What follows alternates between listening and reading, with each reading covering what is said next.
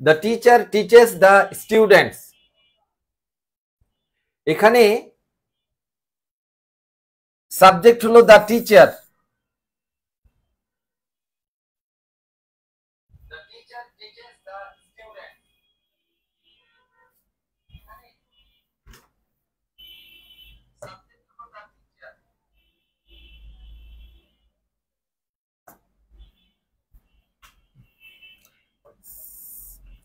এখানে সাবজেক্ট হলো the teacher, এইটা ভার্ব, এইটা অবজেক্ট।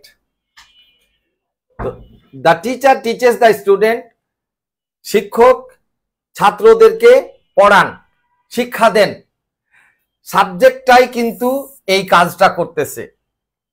এটার যখন আমরা প্যাসিভ করতেছি, the students are taught by the teacher, এখানে ভার্বটা হলো এটা, সাবজেক্ট হলো দ্য স্টুডেন্ট। এখানে কিন্তু দ্য স্টুডেন্ট কাজটা করতেছে না, বরং স্টুডেন্টদের কি ঘটতেছে এইটা প্রকাশ পাচ্ছে। এটা প্যাসিভ ভয়েস। তাহলে ভার্ব প্রকাশের, ক্রিয়া প্রকাশের ধরন দুটো, একটা হলো অ্যাক্টিভ, একটা হলো প্যাসিভ। অ্যাক্টিভ ভয়েসে সাবজেক্টটা ক্রিয়া প্রদর্শন করে, কিন্তু প্যাসিভ ভয়েসে সাবজেক্টটা কোনো ক্রিয়া প্রদর্শন করে না, বরং সাবজেক্টের সাথে কি ঘটে তা প্রকাশ পায়। ওকে,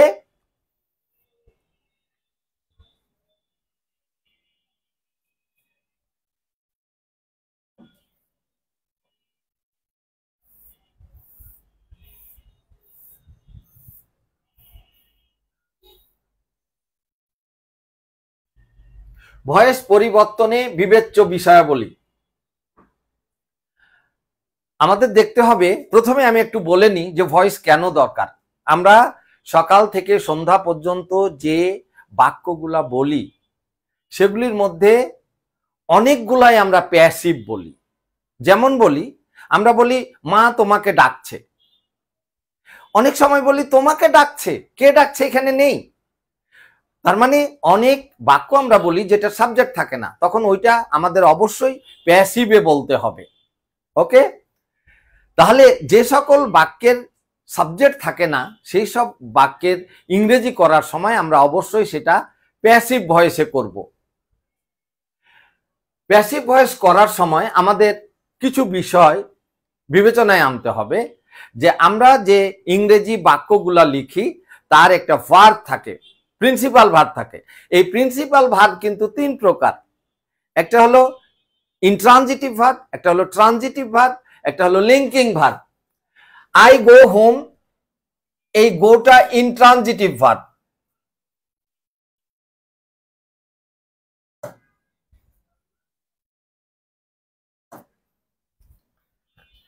এই গোটা হলো ইনট্রানজিটিভ ভার্ব।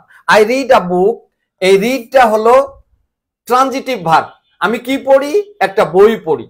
কিন্তু আই গো হোম, আমি বাড়ি যাই, কি যাই উত্তর নাই, কোথায় যাই তখন বলবো বাড়ি যাই, এইটা অবজেক্ট নয়, এটা অ্যাডভার্ব।